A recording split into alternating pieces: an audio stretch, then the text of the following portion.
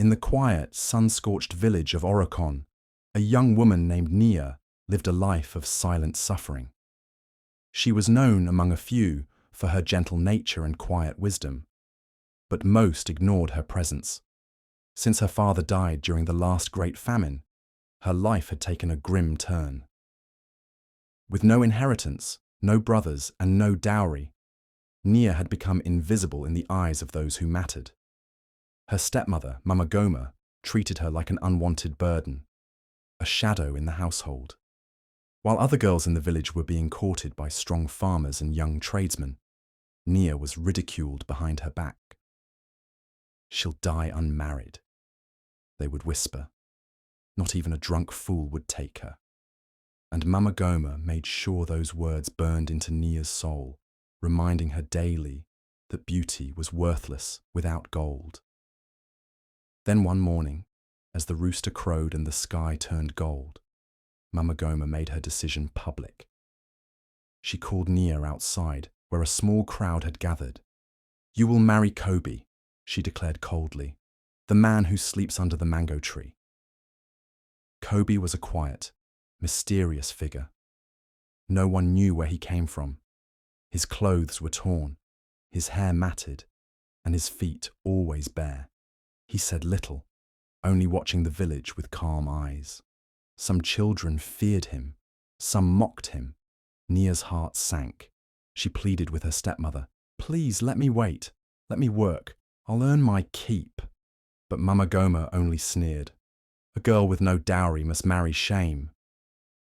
The villagers laughed as the announcement spread. The wedding was planned in a matter of days. No music, no blessings, no guests, just silence, shame, and the scent of dust in the air. The wedding was nothing more than a public display of humiliation. Beneath the crumbling arch of the village market, with onlookers grinning cruelly, Nia stood beside the man they called the barefoot fool. Kobe's clothes hung from him like rags, his feet thick with dust, his hair tangled by the wind. Yet when she looked into his eyes, Nia felt a strange stillness. There was something beneath the dirt, a presence too powerful to be broken by poverty. No priest came to bless the union. No family stood beside her, no drums, no songs.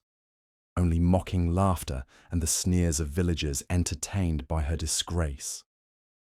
Mama Goma, standing proudly in the front row, laughed the hardest, as if her victory had been sealed. After the ceremony, the newlyweds were not taken to a home. Instead, Nia was led to an old, half-rotten barn at the edge of the forest. It smelled of hay, dust, and cold nights. There was no bedding, no firewood, just 2 empty corners and a wooden crate for a table. She sat quietly, tears burning behind her eyes. As the moon climbed high, Kobe returned from gathering sticks.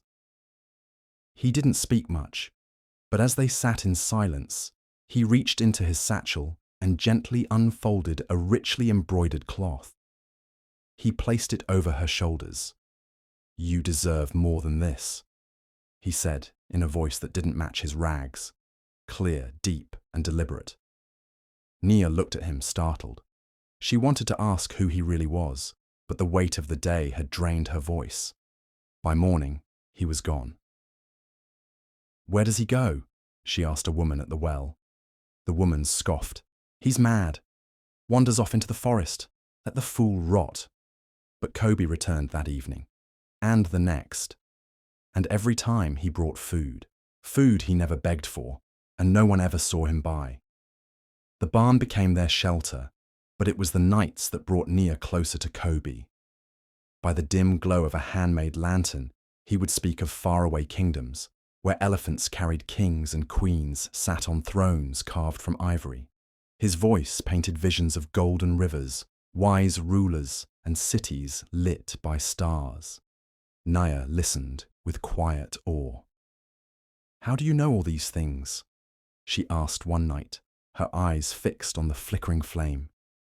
"I once lived among kings," he said softly. His tone shifted, not boastful, but heavy. as though weighed by a burden too great to name. His gaze drifted into the distance, as if seeing something long gone. Word had begun to travel through the village like smoke through dry grass. A prince from the capital had vanished months ago.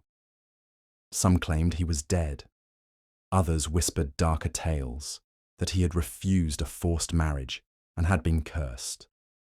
But the most persistent rumor said he had disguised himself, walking the land in secret to find a woman whose heart was pure, one who would love him without jewels or name. Nia kept silent, but something in her stirred. Then one night, long after sunset, she watched Kobe slip from the barn, barefoot as always. She followed him quietly through the trees, keeping to the shadows. The forest was alive with whispers, as if the wind itself was listening. He reached an ancient tree, its roots thick and gnarled like the veins of time. Placing his palm gently on the bark, Kobe whispered a word she couldn't hear. The tree shimmered, its bark rippled like water. Then a section opened like a door. He stepped inside and disappeared. Nia stood frozen in the darkness, breath shallow, heart pounding. The next night, Nia returned to the ancient tree, her heart pounding like a war drum. She waited until the forest was still, then stepped toward the bark that had shimmered under Kobe's touch. She pressed her hand where he had, whispering the words she'd heard in her dreams. To her astonishment, the bark rippled once more, and the hidden door creaked open. Inside, a narrow staircase twisted downward, carved from stone and polished by time. The air was cool and still. As she descended, torches lining the walls flickered to life, casting golden light across the chamber below. What she found made her breath catch. The underground room was vast and glowing, its walls lined with ancient scrolls and royal relics. Golden statues of lions guarded an obsidian throne. Regal banners hung from carved pillars. In the center stood a man cloaked in deep blue, embroidered with gold. His hair was clean, his posture tall. His eyes, those same calm eyes, met hers. "Kobe," she whispered. "You weren't supposed to see this," he said, voice heavy with something like sorrow, not anger. Nia sank to her knees. Who are you?" He stepped closer and held out a gleaming seal, the emblem of the royal house of Oshara. "I am Prince Aziel," he said quietly, "son of King Enitan. He sent nobles to choose my bride, but I refused. I walked away from the throne to find a heart that could see mine before it saw my crown." Nia's lips trembled. "But I didn't choose you. I was forced." He nodded. "Yes, but you didn't turn bitter. You stayed. You listened. You looked at me. Not through me. That is more than any jewel you could have worn." "Why hide?" she asked, barely above a whisper. "Because truth," he said gently, "only reveals itself when no one is looking." Prince Aziel stood beside Nia in the Chamber of Secrets and told her the truth that would change everything. His father, King Enitan, lay on his deathbed. The kingdom of Oshara needed its heir, but Aziel had refused to return unless he found a queen of character, someone chosen not by wealth, but by heart. Nia, though forced into the marriage, had shown him patience, grace, and quiet strength. That was more valuable than gold or royal blood. With sunrise came transformation. Aziel changed from the ragged wanderer to the radiant heir of Oshara. He donned robes of silk stitched with the royal crest. His posture shifted, his voice gained command. Before they left the sanctuary, he blew into a carved horn of bone.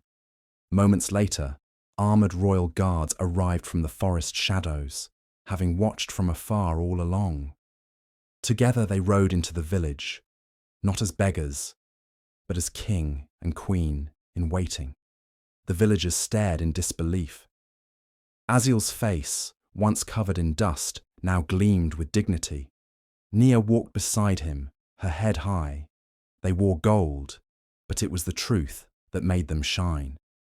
Mama Goma was in the market when she saw them. Her basket of yams dropped to the dirt. "You tricked us!" she cried, stumbling backward. Nia did not flinch. "Number, you tricked yourself. You mocked me for being poor, and you mocked the man you never saw." The village chief rushed forward and bowed. "Your Highness, forgive our blindness." Aziel turned to Nia. "Only you can decide her fate." Silence fell. Nia looked at the woman who had made her life bitter. "Let her live with what she gave," she said softly.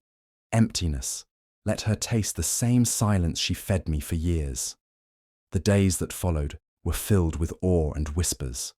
A royal chariot, pulled by white horses and escorted by warriors in bronze armor, rolled into the village with fanfare. For Nia, once wrapped in rags, it felt like a dream too sacred to speak aloud. Her torn garments were exchanged for robes of fine silk, dyed in the color of sunrise. Her braided hair was crowned with woven gold leaves. Children peeked from behind huts. Women covered their mouths in disbelief. "Is that Nia?" they asked. "The girl they forced to marry the beggar?" "She now rides with kings," came the reply. Mama Goma stood at a distance, her eyes hollow with disbelief. She reached out once, only to be blocked by palace guards. Her name was stricken from royal records. She would never step foot near the gates again. In the capital of Oshara, where towering walls and lush gardens met the horizon, Nia was welcomed with songs and petals, but she never forgot her roots. When Aziel asked what she wanted most, she said, "Build something for girls like me, the forgotten ones." So he built a grand school in Oricon, not of stone, but of purpose. Girls without dowries came from villages far and wide. They learned to read, to speak, to rule their own fates. On the day of their royal wedding, the palace court was filled with nobles, scholars, and children she once taught.